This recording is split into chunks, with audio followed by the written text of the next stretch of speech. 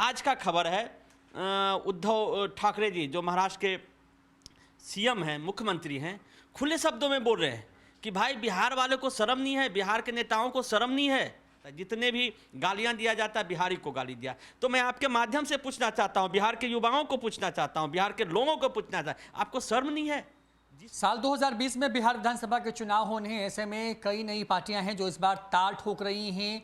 किसानों से लेकर के बेरोजगार युवाओं के हक की बात कर रही हैं। तमाम चीज़ों पर बातचीत करने के लिए हमारे साथ में प्रमुख हैं पार्टी के, ये राष्ट्रीय जनतंत्र पार्टी है, विवेक शर्मा जी। क्योंकि चुनाव होने और चुनाव के वक्त में बहुत सारी पार्टियां आती हैं चुनाव लड़ने के लिए, कई तरह के वादे जो हैं वो किए जाते हैं।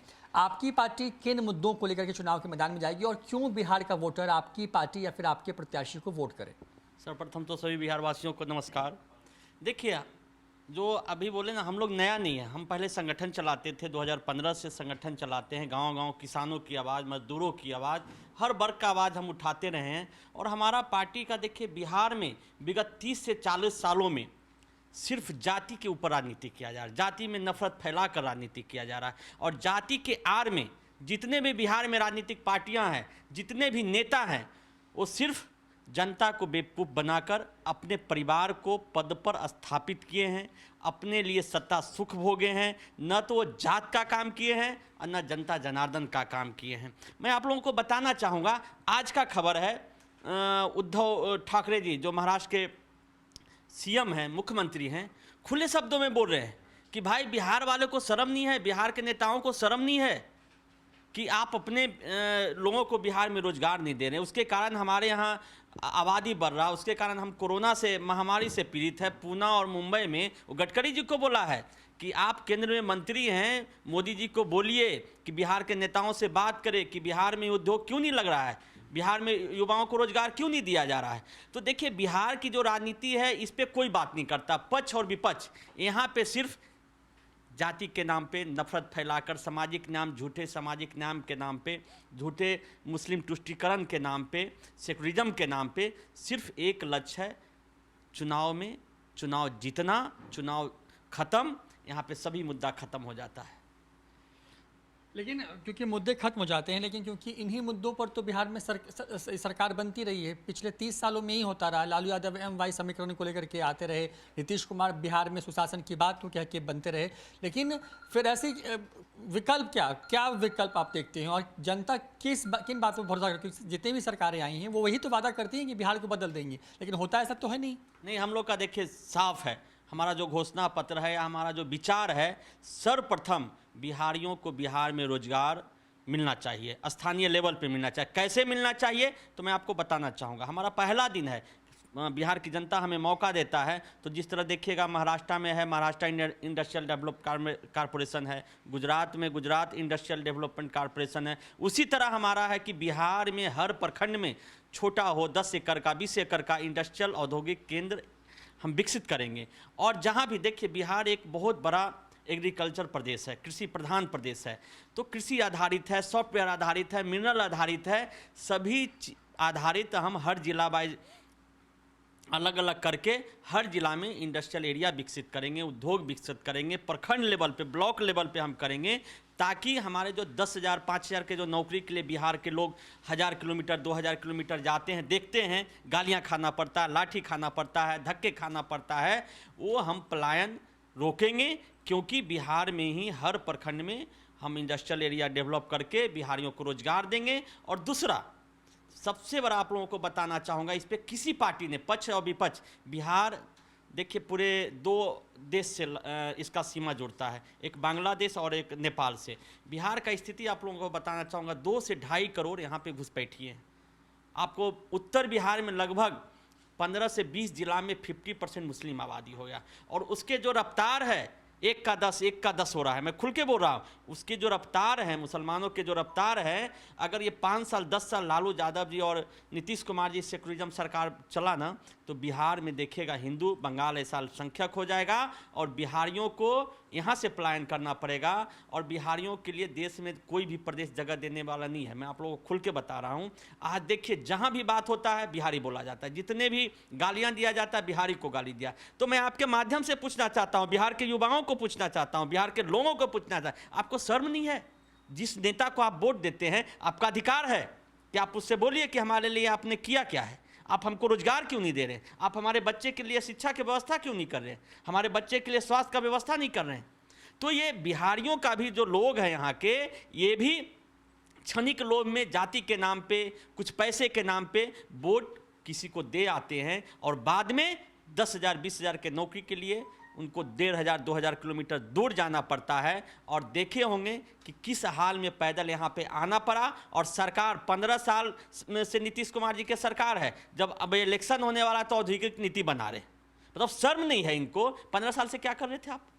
तो कहने का है कि देखिए, हम लोग का साफ है, हम लोग का बिहार में 2 ही मुद्दा मेन है। एक तो यहाँ के युवाओं को रोजगार, बिहार के लोगों को बिहार में रोजगार, और दूसरा एक मजबूत हिंदुत्व प्रदेश बनाना है, हिंदुओं को सुरक्षा संरक्षण। उसके लिए हमारे पास भी प्रोग्राम है, जो मदरसे चल रहे हैं, जो बिहार में जिसके लिए सरकार 1,500 2,000 करोड़ खर्च करती है, उस मदरसे से बताइए आज तक कोई यूपीएससी में हुआ है, कोई आईएएस लड़का हुआ, कोई आईआईटी किया? तो हम मदरसे को बंद करके एक शिक्षा प्रणाली लागू करेंगे, सभी का बच्चे का एक समान शिक्षा प्रणाली होगा।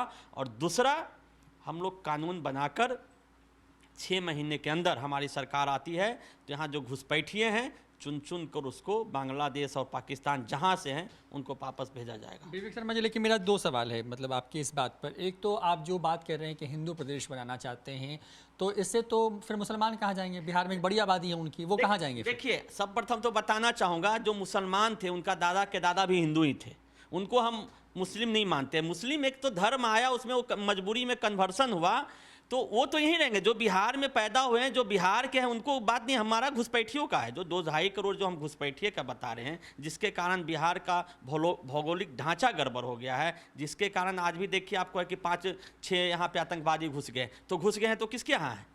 वो बांग्लादेशियों के यहाँ पनाह लिए होंगे। जो बिहार पे, देश पे खतरा है, बिहार पे खतरा है, तो हमारा घुसपैठियों से है। जो यहाँ के मुसलमान हो, कहीं ना कहीं हमारे वो भाई हैं या भाई थे, हो सकता है कन्वर्सन हुआ है, तो उसका विरोध नहीं है। जो हम मूल रूप से जो घुसपैठिए, हमारा विरोध उसका है। और जो शिक्षा प्रणाली है, देखिए बहुत बुद्धिजीवी मुस्लिम है, वो विरोध करते हैं मदरसे का। मदरसे के बच्चे को पढ़ाया क्या जाता है? एक दूसरे को भड़काया जाता है, आपस में बांटने की बात होता है, आपस में नफरत करने की बात होता है। हमारा विरोध उसका है। तो आप जैसे कि आप मतलब अगर सरकार आपकी बनी है, आपको जनता ने मौका दिया, तो आपका कहना है कि आप बिहार में एनआरसी लाएंगे ठीक उसी तरीके जिस तरीके से बाकी के राज्यों में आवाज़ उठ रही है, जिस तरीके से असम की बात हो रही है, जिस तरीके से देश भर में जिस तरीके से हिंसा बढ़ेगी, तो आपको लगता है बिहार में तो फिर हिंसा हो जाएगी? बिहार में सबसे ज़्यादा ज़रूरत है। मैं आपको बताना चाहूँगा, पूरे देश में सबसे ज़्यादा घुसपैठियों का रेशियो बिहार में है। क्योंकि यहाँ पे देखिए, बाकी जगह में है, उत्तर प्रदेश है या आसाम है, वहाँ तो जो सरकार स्टेट में बने हैं वो उसको रोकने में सक्षम भी हो रहे हैं या कड़ी कानून भी बना रहे हैं। लेकिन बिहार में वोट की राजनीति है, सेकुलरिज्म की राजनीति है। आपको बताना चाहूँगा, जो किशनगंज था, वहाँ एक समय में 80% हिंदू हुआ करते थे, आज वहाँ पे 20 से 30% हिंदू हो गए। हिंदुओं का पलायन हुआ और बदले में घुसपैठिए बस एक किशनगंज, अररिया, कटिहार, मधेपुरा, सभी जगह, मधुबनी, दरभंगा, सीतामढ़ी, हर जगह उधर का जितने भी लेंगे आप, वहाँ पे देखिएगा कि मुसलमानों की आबादी बढ़ते जा रहा है, हिंदुओं की आबादी कम होते जा रहा है, हिंदू वहाँ से पलायन होते जा रहे हैं। तो हमारा विरोध इसका है कि हम यहाँ पे पैदा हुए, हमारे हिंदू कहाँ जाएंगे? हमारे बिहार के हिंदू कहाँ जाएंगे? वो तो बांग्लादेश से यहाँ पे आ रहा है, और तो बिहार के हिंदू कहाँ जाएंगे? हमारा विरोध इसका है। एक आखिरी सवाल मेरा आपसे विवेक जी, क्योंकि आप अब संगठन से अब पॉलिटिकल पार्टी अब हो गए, चुनाव में इस बार आप किस्मत आजमाएंगे। लालू यादव का जो एरा था उसमें भी एमवाई यानी कि मुस्लिम की राजनीति हुई। नीतीश कुमार भी परोक्ष या परोक्ष रूप से मुसलमान वोट बैंक जो हैं उसको लेकर के हमेशा से मुखर रहे हैं और कभी खुल के विरोध नहीं किया उनका। चाहे वो केंद्र में भले ही किसी एक्ट का उन्होंने समर्थन कर दिया हो, लेकिन एनआरसी जैसे मुद्दों पर उनका स्टैंड क्लियर है कि वो बिहार में नहीं होने देंगे।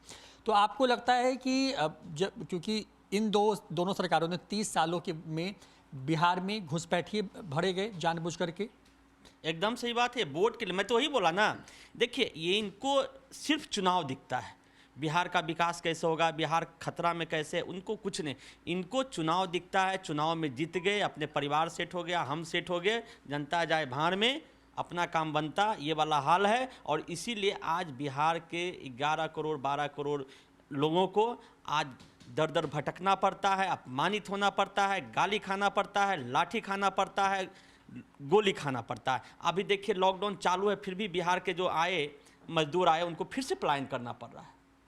सोचिए कितना दुखदाई है, कितनी शर्म की बात है कि महाराष्ट्र के मुख्यमंत्री, गुजरात के मुख्यमंत्री खुलकर बोल रहे हैं कि भाई अपने आदमियों को आप रोजगार दो, लेकिन यहाँ का सरकार है उस पर कुछ नहीं बोलता है। और जो आपको सुशील मोदी है उनको शर्म नहीं आता है, बोले कि बिहार के लोग को अगर नौकरी मिलेगा तो चांद पे भी चले जाएंगे। अरे 5,000 10,000 नौकरी कोई शौक से करने जाता है, वो मजबूरी में बेचारा जाता है। तो यहाँ के बोले नेताओं की आत्माएं मर गई है, उनको सिर्फ सत्ता सुख है, बाकी पब्लिक से कोई मतलब नहीं है। और यही हमारा लक्ष्य है कि बिहार में एक बदलाव आए। बिहार की जो पुरानी संस्कृति थी उसमें बिहार के लोग देखिए 1980 तक बिहार में ही रोजगार करते थे, बिहार में ही नौकरी करते थे।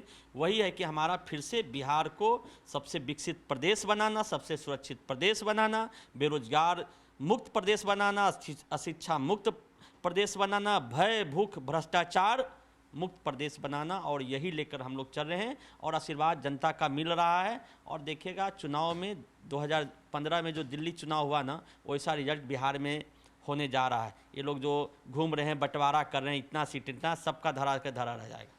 बहुत बहुत धन्यवाद विवेक शर्मा जी हमारे साथ में। बिहार विधानसभा चुनाव को लेकर के अपनी पार्टी का लाइन उन्होंने साफ तौर पर रखने की कोशिश की है। साफ ये कर दिया है कि बिहार में बेरोजगारों के हितों की बात होगी, बिहार में पलायन को रोकने की बात होगी, बिहार में भ्रष्टाचार मुक्त शासन देने की बात होगी। और साथ ही सबसे महत्वपूर्ण जो बात कही वो ये कि अगर सरकार बनती है तो बिहार में NRC लागू किया जाए, क्योंकि इनका मानना है कि बिहार में 2 से 3 करोड़ के आसपास में ऐसे घुसपैठिए हैं जो बांग्लादेश और दूसरे देशों से आकर के बिहार में बस गए हैं, और इसकी वजह से बिहार के जो हिंदू हैं वो संकट में आ गए। सहयोगी अकबर अली के साथ रोहित कुमार, न्यूज़ 4 नेशन, पटना।